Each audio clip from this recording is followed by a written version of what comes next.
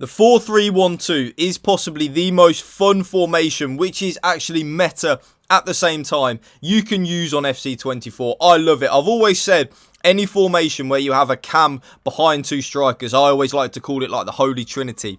It is so fun to use, especially the way I use it with one overlapping fullback. It really is hard for your opponent to defend. And you see here the structure of the 4-3-1-2 beautifully. The left back overlapping, then of course the right centre midfielder trying to play a ball in, but then a good winning it back. Plays it lovely through to Giroud. Beautiful. For your cheapest and most reliable place to buy your FC24 coins, please check out mmoexp.com. Remember to use the code WOLF at the checkout for a massive 5% off your order, especially with Team of the Season now here. Now YouTube, I really have fallen in love with the 4-3-1-2 over the last few days. It is an amazing formation. I really like the fact that it is a narrow formation, and having that cam behind the two strikers is making the formation and custom tactics so good to use. So without any further ado, the custom tactics that I am using in the 4-3-1-2 is like so. On the defensive style, it is of course your bread and butter balance. Yes, you probably already know by this point, I'm not interested at all in a press after possession loss or a pressure on heavy touch at this moment in time. I don't think they're very good or a viable option to use from minute one. I definitely do feel like they have their uses in the game. So like maybe in the last 15, 20, 30 in-game minutes from like the 60th minute mark, if you're trying to get back into the game, you're chasing a lead and your opponent's kind of like playing a bit slow.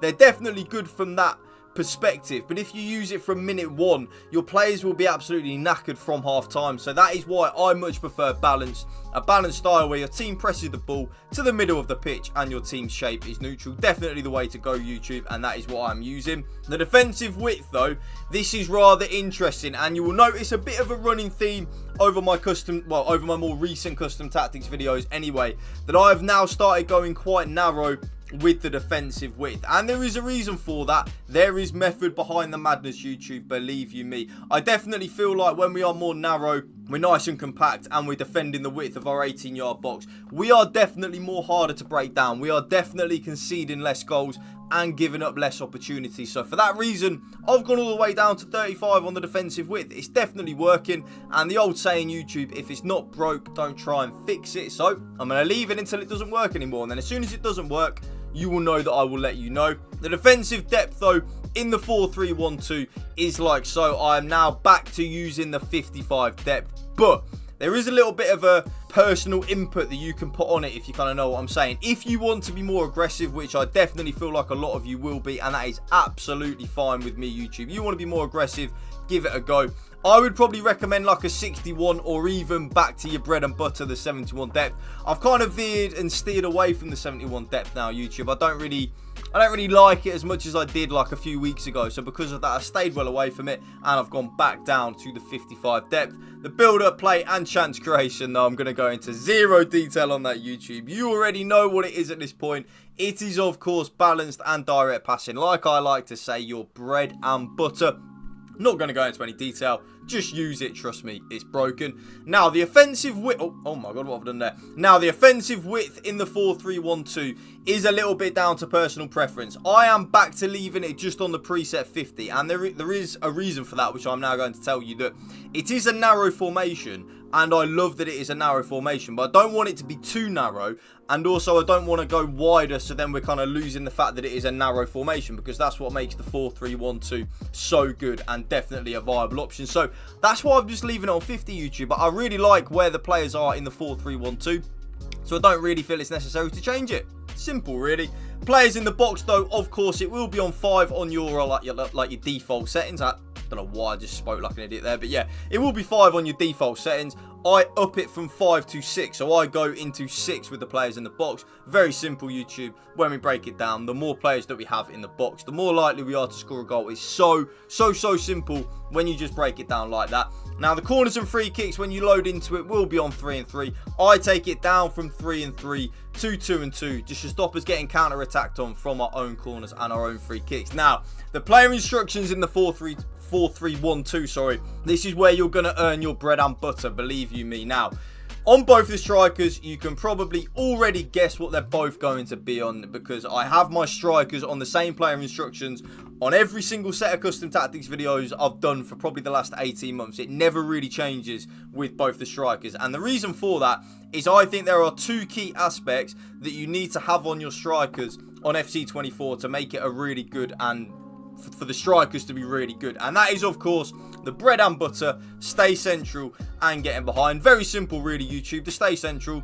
I want both of my strikers to stay in them central areas of the pitch. And then the getting behind, I want both of them to make penetrating runs in behind, because especially in a formation like this, in the 4-3-1-2, where we do have a middle cam to operate in, it is very important to have your strikers making penetrating runs in behind, because your opponent will have to manually track the runs to like stop the ball going over the top. And when your opponent does that, that will then leave a nice big gap in that middle of the pitch for our cam to have a lot of space, pick up the ball, have a finesse shot, have a shot play, a lovely through ball, whatever you want to do with the cam. So that's why I have both of my strikers on stay central and getting behind. And that brings us nicely onto the cam and YouTube. The middle, well, the only cam, the cam in the 4-3-1-2 will be your most important player on the pitch, believe you me. Now, I have the cam on stay forward and get into the box for cross. To stay forward, I want my cam to stay in that number 10 and that cam position, very simply. And then the get into the box for cross, like I said on the custom tactics aspects of getting into the box for cross,